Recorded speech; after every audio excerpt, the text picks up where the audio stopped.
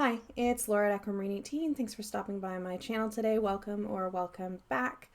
This is my recap video for February 2021. So I will be sharing some tarot and oracle related goodies that I've been enjoying this month, mostly decks.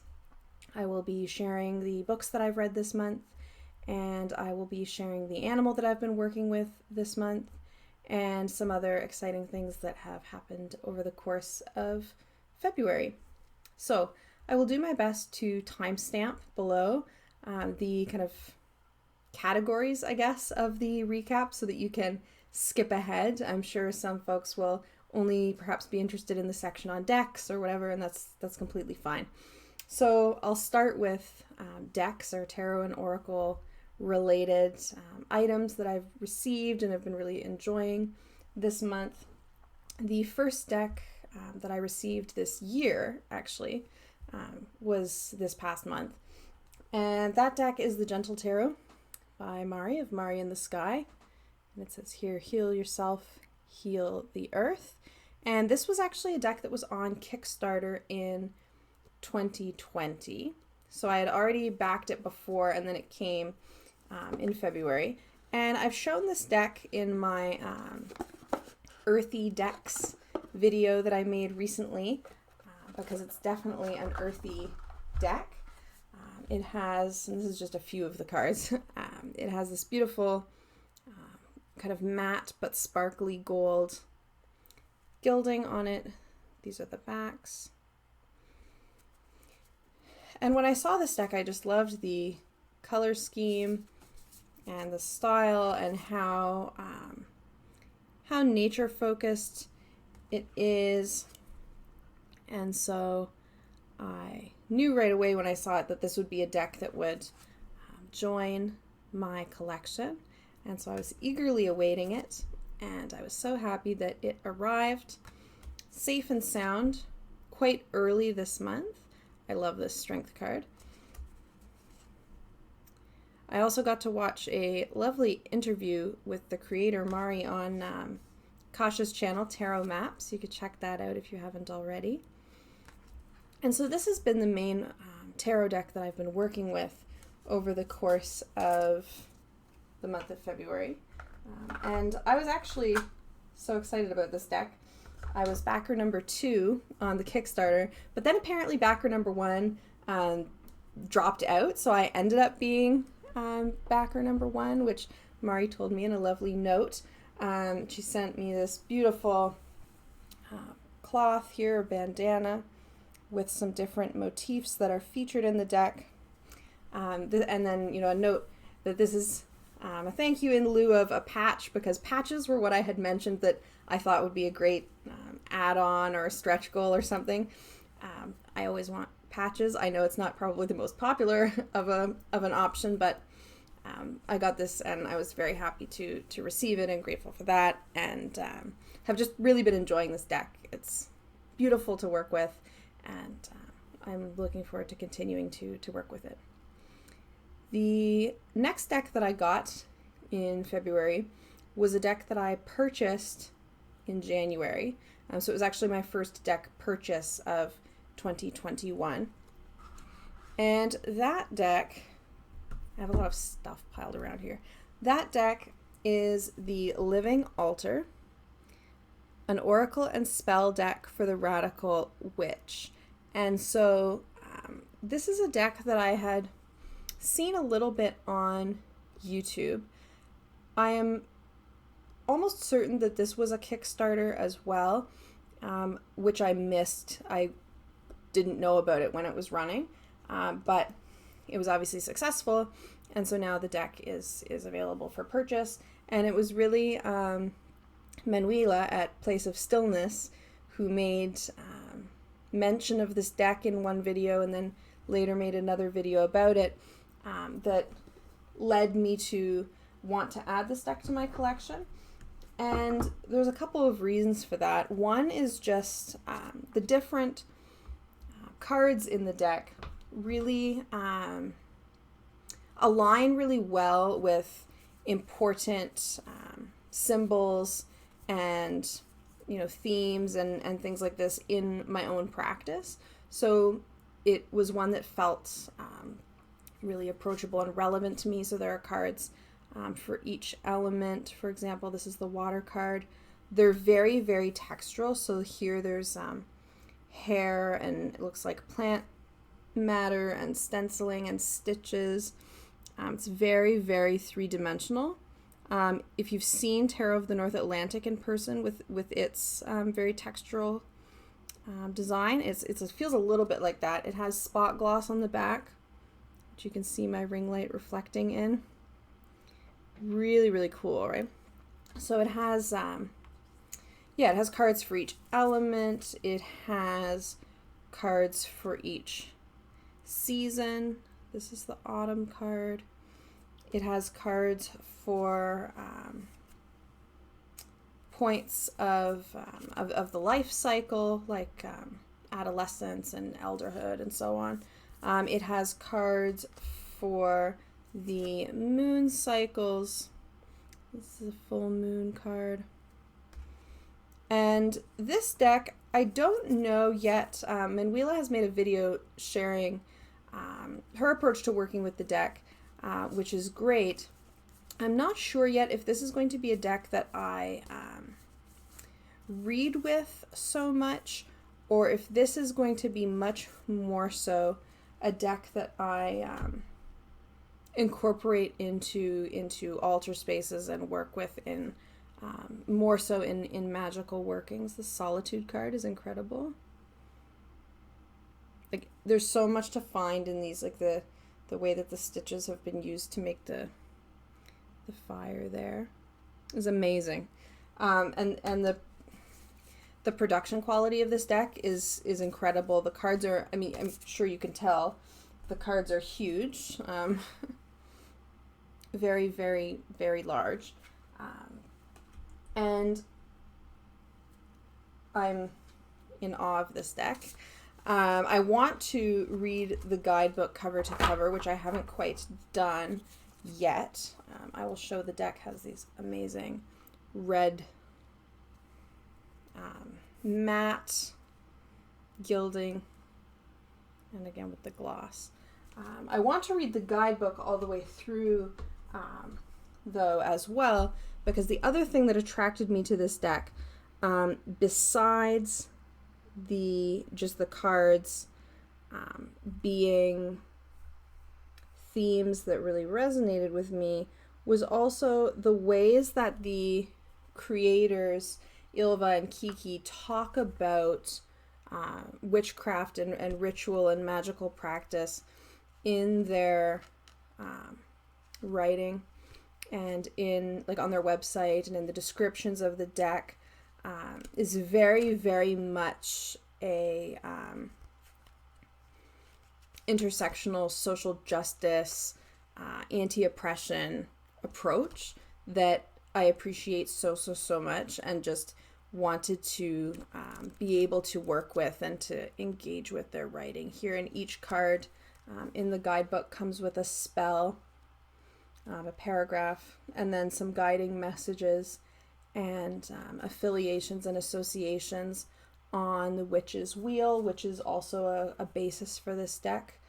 So just to read a little bit from the back of the guidebook. The Living Altar Oracle deck is a living grimoire with each card a charged spell. It is a guide to the Witch's Wheel and is intended to serve as both a tutelary and divinatory aid for the curious observer of witching ways, the novice witch, seasoned practitioners, and the weathered witches among us. With this deck, we have built an altar of the seasons, the phases of the moon, the stations of the sun, the journey of life, and have made a holy embodiment of our most sacred relationship with the elements. Each card has been blessed with the elements and infused with spells to empower your inherent magic. Engage these oracle cards as you would any divinatory tool to enhance your intuitive readings. But what I really fell in love with on their website as well was the ways in which they talk about magic as, magic and witchcraft as challenging oppression, as as a radical thing.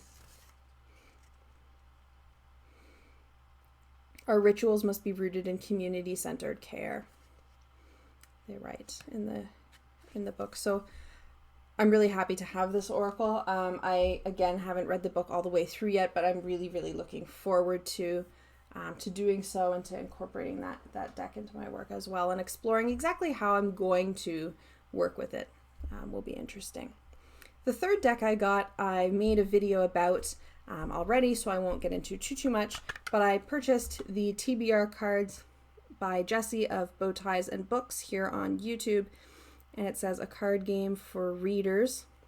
And so again, I have a video about this deck, but it's a deck that helps you choose your next book or books, and it does so with reading diversely in mind, diversely in terms of genre, but also diversely in terms of the identities of authors and characters as well. So for March, I had drawn some cards from this deck, and so for March I'm going to be reading a throwback written prior to 2000. I had to laugh when throwback was prior to 2000 when you think about how recent that is in the history of literature. But anyway, I'll be reading a throwback written prior to 2000. I'll be reading a book that I am unsure about, and I'll be reading a book that starts with the first letter of my name, because those are the cards that I chose in my video on the TBR cards. So do check that out if you haven't seen it already, if you think this deck might be of interest to you.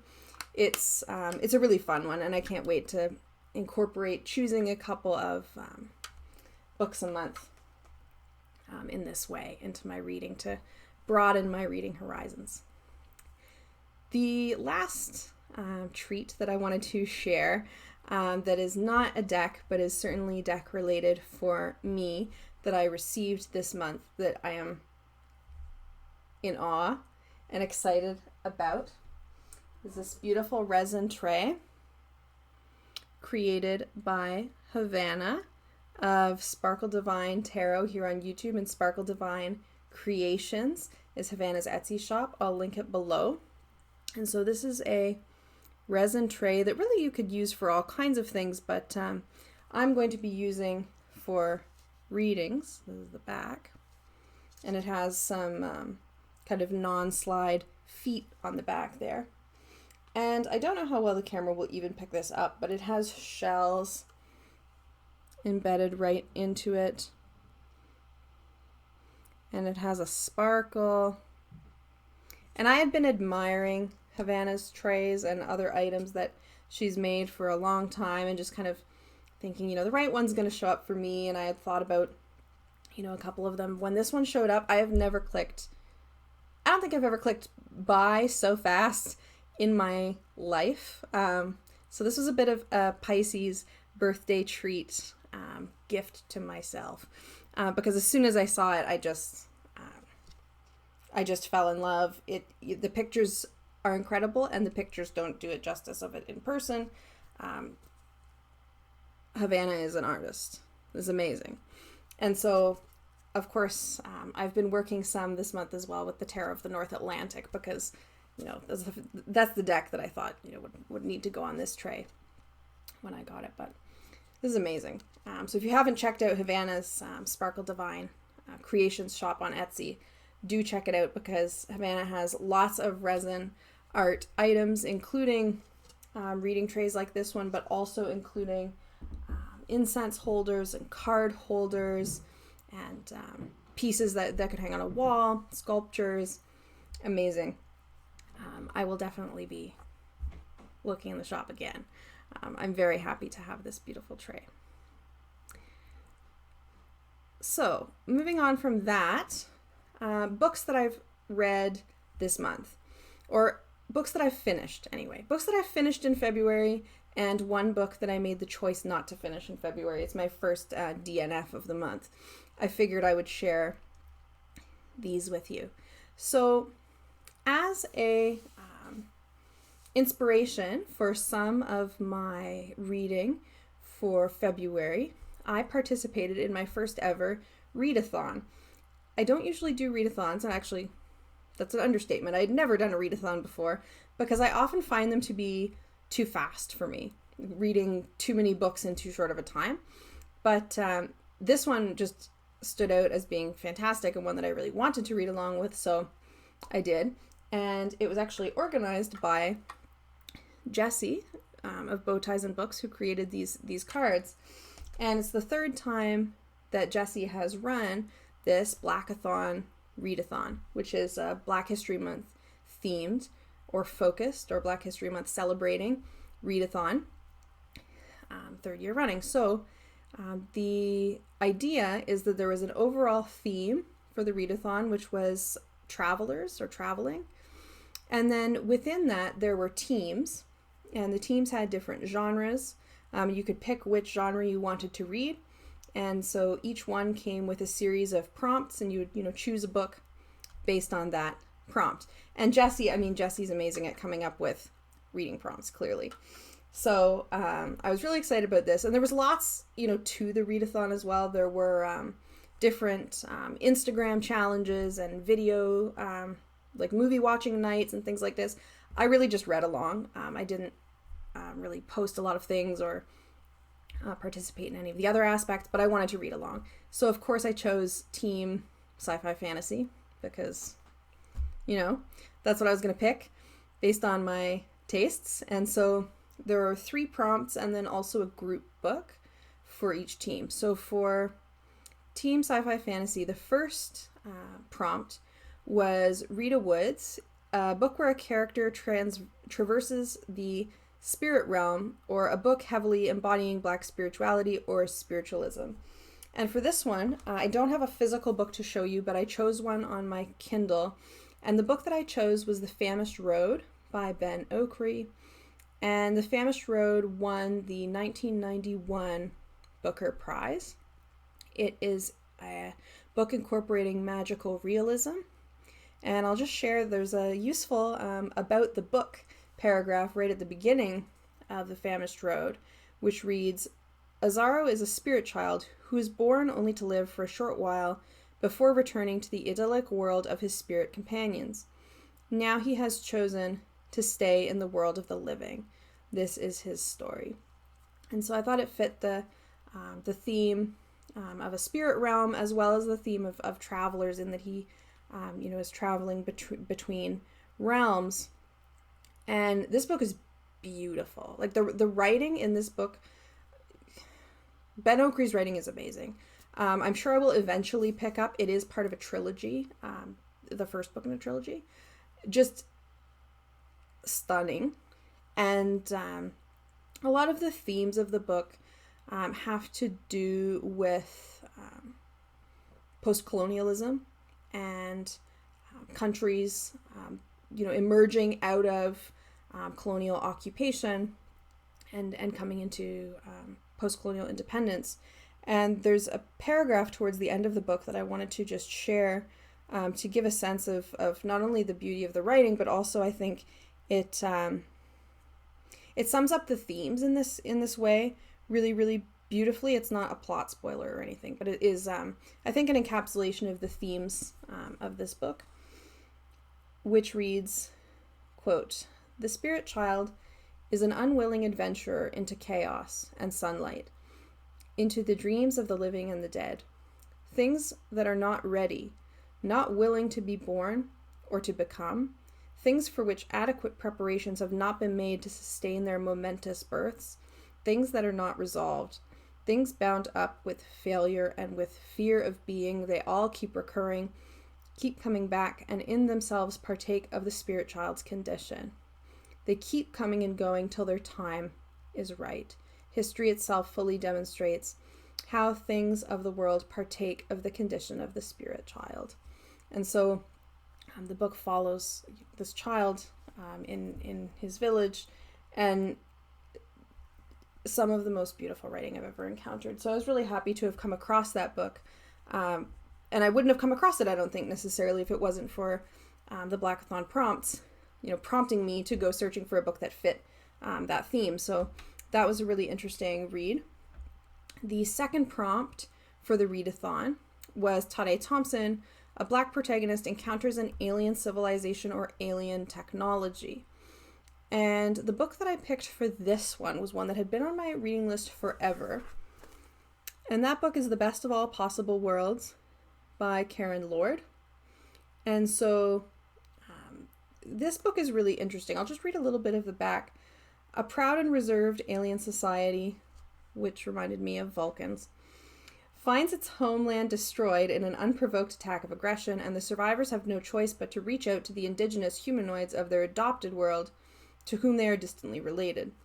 They wish to preserve their cherished way of life, but doing so may mean changing their culture forever. Working together to save this vanishing race, a man and a woman from two clashing societies will uncover ancient mysteries with far-reaching ramifications. This was so good. I loved this.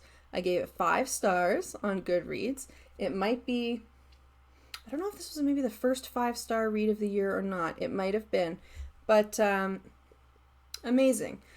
This is a kind of science fiction that I am really drawn to. It is not heavily focused on technologies and things like this. It's really focused on cross-cultural communication and otherness and alienation, and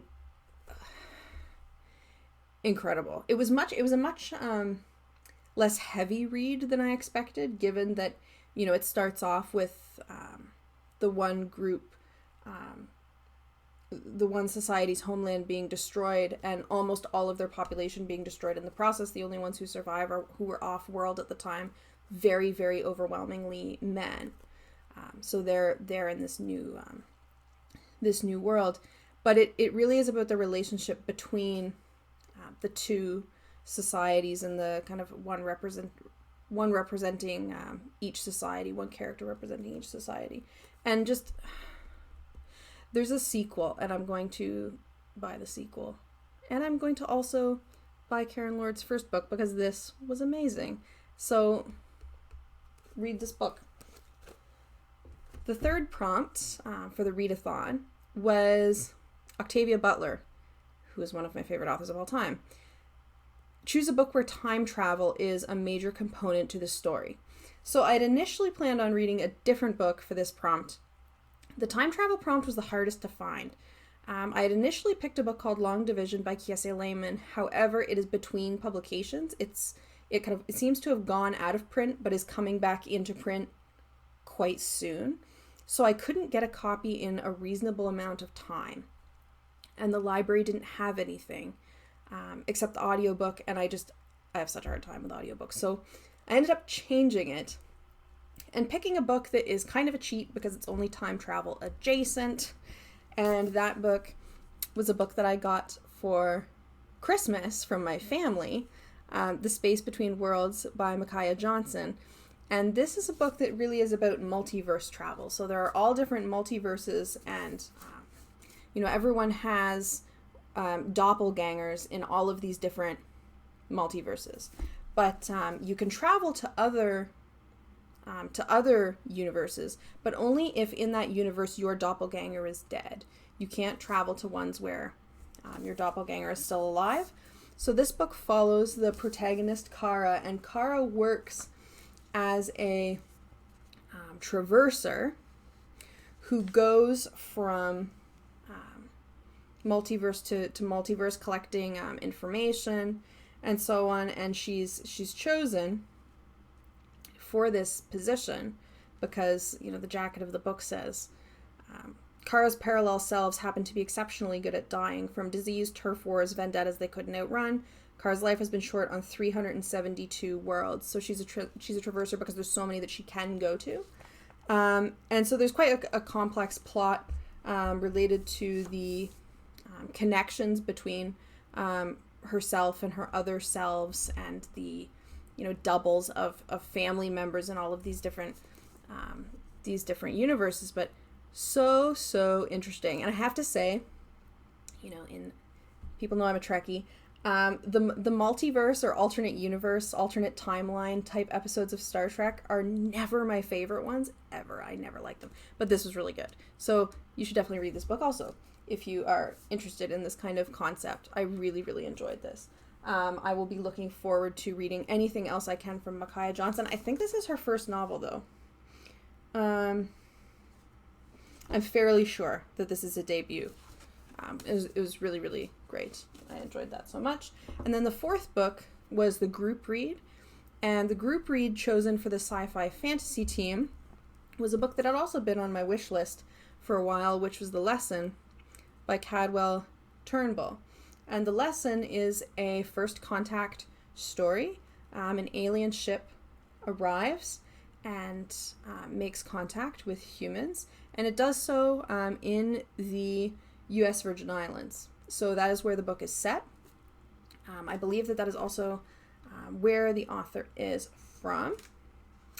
And the book kind of, it's interesting, this one, because it jumps and really starts several years after the first contact happens. So it's not actually a story of humans and aliens meeting each other for the first time. It's, 5 years post-contact. What is the nature of this relationship between, this alien society that are on this ship that can at times seem benevolent, but at other times are incredibly violent, particularly when there's any kind of resistance to what they want. And so the aliens are called the Yana, and the end of the description here says, a year after the death of a young boy at the hands of a Yana, 3 families find themselves at the center of the inevitable conflict, witness and victim to events that will touch everyone and teach a terrible lesson. And this was great. It wasn't what I expected, and I don't even know how to articulate why it wasn't what I expected, but I liked what it was very, very much. So because I liked this so much, I went on to NetGalley, and one of the books that was there that was available to request a pre-publication ebook for, a book that's not released yet, but they'll give a book in exchange for a review sometimes, was Cadwell Turnbull's forthcoming book, No Gods, No Monsters, which was also on my wish list because, No Gods, No Masters is an anarchist slogan, and, a book based with a name on an anarchist slogan and with werewolves and monsters and magic, I'm going to want to read that. And I was really surprised because I don't have the biggest review platform or anything like that, but I got it, and I got No Gods, No Monsters, so I read that as well. So I read 2 Cadwell Turnbull books in February, which was great. And No Gods, No Monsters is very interesting. It almost reads like a collection of vignettes that are not clearly related. I would be very interested to read. I suspect that Cadwell Turnbull writes short fiction as well. No Gods, No Monsters reads like short stories, which are clearly all set in the same universe and have some connections between them, but for the first 60% or so of the novel, they don't actually come together, which was really interesting. But it's a very interesting, diverse cast of characters, all kind of navigating this sudden and newfound visibility of and knowledge of various kinds of supernatural entities in the world. So that was a really neat read. I really enjoyed it very much. And so I look forward to reading more of Cadwell Turnbull's writing as well. 3 more books to go. The next book that I read, I also read on Kindle, so I don't have it to show. I read with Seiji of The Artisan Geek, who has a YouTube channel as well. And Seiji has a Diverse Classics book club, which is through her Patreon. I will link Seiji's Patreon below, where it starts at $1.50, I think, and then you can be in the Diverse Classics book club, and I just joined it, and so this was my first time reading along with the group, and there's a Discord server, and we chat about the book. So we read a book called Black No More by George Schuyler. It's a 1931 book that was written during or as part of the Harlem Renaissance, and this one was an interesting read. It's a very much satirical book about racism and race relations and anti-racist struggle happening at the time. So it's published in 1931. It takes place, the action of the story takes place in the 30s. And again, very, very much a satire, and it satirizes actual historical figures who were alive at the time, who were fairly thinly veiled as characters in the book. So I picked out some of these, W.B. Du Bois and Marcus Garvey as well, but I'm sure that there were quite a lot more historical figures that I did not pick out in the book. So now I'm actually interested to read, either a commentary on the book or maybe just a historical book to get a better context on it. But it was an interesting read, and it made a lot of interesting discussion as well. The last book that I finished, I didn't actually start in February, but I finished in February. And that last book was The Art and Practice of Geomancy, Divination, Magic, and Earth Wisdom of the Renaissance by John Michael Greer. I had mentioned previously I completed the Geomancy course live offered by Kelly Fitzgerald of The Truth and Story, and this was one of the recommended books. And so I decided to read this book cover to cover.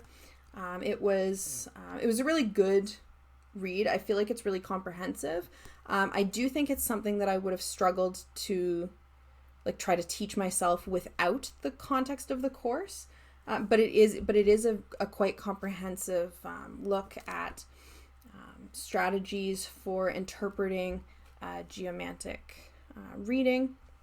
And so I enjoyed this book. It's a good resource. It has some bibliography at the back, a couple of pages worth. I have actually just picked up a second geomancy book, which I'll talk about once I've read it, that I chose because this other geomancy book is half history, which I'm really, really interested in as well. But this was a really good read, I thought, and I'm going to be happy to have this on my shelf as a reference. I filled it up with lots and lots of pencil and asterisks and things. I will go back to this for sure, as well as my course material. So it's a great book on geomancy. Now, I did mention one did not finish book, my first of the year. I don't not finish a book very often. I'm trying to give myself permission to not finish books more often. I think it's okay, if a book is not working for you, to not feel obligated to finish reading it. So I did have one that I decided not to finish. I read 30% of the book and then decided to leave it. And that book was The Path of Druidry, Walking the Ancient Green Way by Penny Billington. And this is my first book that I've ever read on Druidry or anything to do with Druidry. I was very interested to read a book about it. There's much of what I know about Druidry that really interests me and appeals to me, so I wanted to read something about it.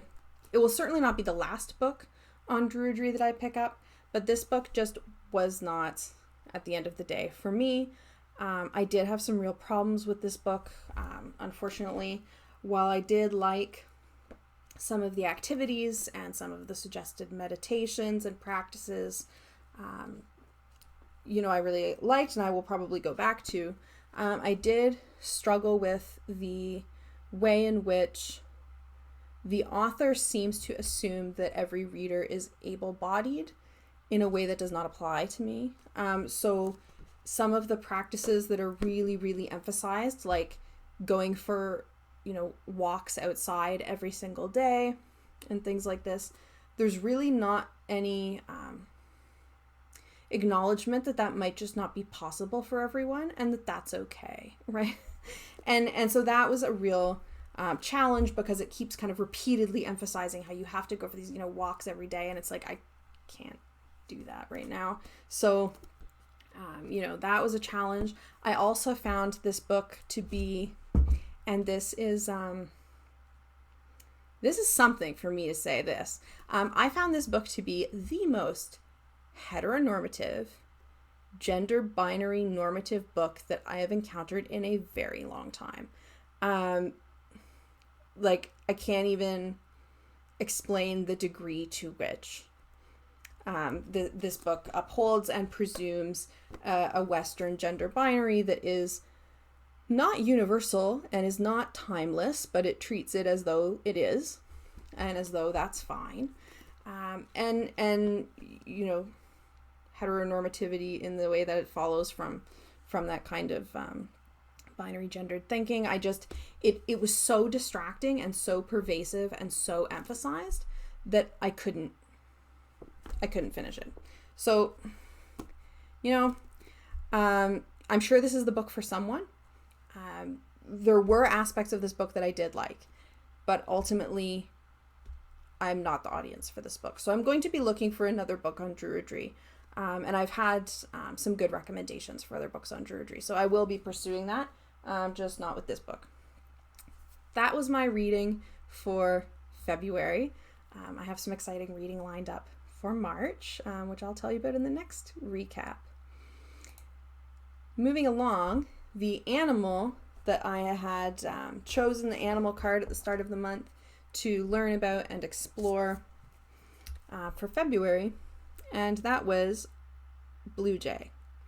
And Blue Jay, I will mention first of all, I really like learning about animals via YouTube videos, but it's harder a little bit to find educational animal content online when the animal also happens to be the name of a professional sports team. So that was something, but I figured out how to find some good Blue Jay info.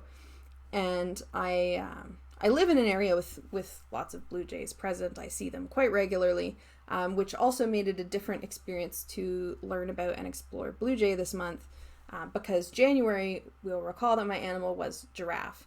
And the giraffe is not an animal that I see every day in the location that I live. But Blue Jay I do see quite often. So some things that I learned about the Blue Jay is that the Blue Jay is a very, very vocal and expressive bird. And something that I didn't know is that Blue Jays have this crest on the top right there. And the degree of which a Blue Jay is like agitated or upset, the crest will rise. So it's kind of flat a lot of the time when the Blue Jay is unbothered, but it becomes visible and prominent and rises up when the Blue Jay is anxious or perhaps might need to be aggressive towards a threat in its environment, for example. So I was kind of focusing for Blue Jay on learning things like that about the Blue Jay, because since I see them around, quite a lot, having insight into what they're actually communicating in terms of their experiences and needs is a useful thing and an interesting thing, I think. I learned, here's something else interesting about Blue Jays, just this is not any kind of divinatory message or anything, but that the Blue Jay, the colors of the feathers don't actually come from pigment. It's from something about the way the light hits the structure of the feathers itself. So if you have a Blue Jay feather and you bend it, the blue will go away, which is also very interesting. I learned that the Blue Jay calls that are so recognizable are often alerting to predators. And I feel like what I learned, my takeaway about the Blue Jay is that I feel like Blue Jays have a bit of a bad image that is not warranted. It seems like, I don't know, when a couple of people, when I mentioned that I was exploring Blue Jay, were a little bit like, Blue Jay is a jerk, and first of all, you cannot, I don't think, impose human categories like jerk on to a bird. That feels silly to me anyway, but I feel like it's because they're loud. They're very loud, and you can hear them and they're unmistakable. But actually, I learned that, while Blue Jays do get the reputation for, taking over the bird feeder and scaring the smaller birds away, the Blue Jays are also often the ones being pushed out of the way on the bird feeders as well. There's a study of urban bird feeders that found this, that they're also, pushed off the feeder by other birds that don't have that don't have the kind of aggressive reputation that the blue jay has. So that was interesting to me, and I do think it has just a lot to do with their call. Blue jays are also incidentally very smart. They're a corvid family bird. They have been observed using tools, and they get very quiet in the springtime while they are nesting, because both of the birds focus on the nest and they don't like to draw attention to it, so that's why they're quieter in that time. So these are some things that I learned about the blue jay, which I very much enjoyed learning about, and I was always on the lookout for blue jays all month, but they're pretty elusive in the winter actually, and they're not very active in the winter. They'll come out and look for food and things like this a little bit, but mostly they're just kind of keeping warm and hanging out somewhere that they're not so visible. So I didn't really see very many, but certainly you can hear them, which was good. And that was from the Animal Allies 2 Oracle deck by Jessica Swift. Animal Allies 2. So it's the animal of the month. And then, the last thing that happened this month that was exciting and fun and that I really enjoyed and that I'm very grateful for was that I got to have my first opportunities to go live on YouTube. So my first ever being live and talking, real time to someone on YouTube. I got to go and chat with Rachele on Amethyst Ascension on her channel, and I'll link our chat below. Rachele has the channel Spotlight series where she interviews particularly folks with smaller channels, with a set series of questions, and we had a really great chat, and we had a great chat before and after as well. And I really appreciate Rachele's featuring us smaller channels, and celebrating them in the ways that she does. I was really happy to make that connection. I asked to go on and she said yes, and I was very happy to, be welcomed in that way. And so I was really, really appreciative and had a great time. And then a couple of days later, I got to be live again, and I got to go on the Real Talk, Real Connection series hosted by Queen Auset. Queen Auset's channel is Oya's Girl, and I'll link our discussion below. So in Real Talk, Real Connection, a bunch of folks, in the tarot tube, or, the broad community, if you will, all go on live together and have some real talk and real connection and get to, have some conversation. So I got to have a conversation with Queen Auset, with Kelly, of Kelly Bear, James Feeney, Lennon Smith, and Jessica of Courageous Tarot. And I was so happy. I was so happy to be invited. I was so happy to participate. I will be so happy to hopefully, get to go back on at a later time. And it's just really, really great to be able to really have that real talk, real connection. I feel like, YouTube is a kind of interesting medium to be conversing and to be meeting people, in that there is a way in which, it's not really real-time conversation, right? When you comment on someone else's video, I comment on someone else's video, you comment on my video, I comment back to you. There's a sense of indirectness about it that is not the same as sitting down and having a 3-hour conversation with a group of folks, and it was so good. And I am so grateful. Thank you so much to Queen Auset for inviting me, and for the other folks who participated as well. It was great to get to have conversation with you all, and I look forward to conversations with you all in the future, of course. So I'll link the Real Talk, Real Connections below. I believe that was the third one. That sounds right. Yeah, the third Real Talk, Real Connections. So also on Queen Auset's channel, there are other Real Talk, Real Connection with other folks having the conversation as well. So that's my February. My February was a pretty good month, I think. I did lots of good reading, and I got to enjoy some wonderful decks and beautiful early birthday gift to myself tray from Havana that I love. So that was my February. I thought I would just wrap up, why not, since it's the last day of February, and I would be doing this anyway, by picking out the animal that I will be working with for March. So I've been taking out the ones that I've already worked with, just to not get the same again. Not that you totally couldn't spend 2 months or a year with one animal, right? But just wanting to have the variety. And I may mix up the deck. We'll see. There's an animal deck or two on my wish list. So that we'd finish off by finding what animal will be the companion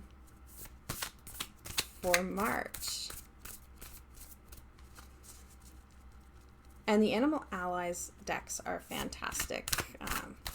Good cardstock, indie decks, beautiful art, colorful, and very reasonable as well.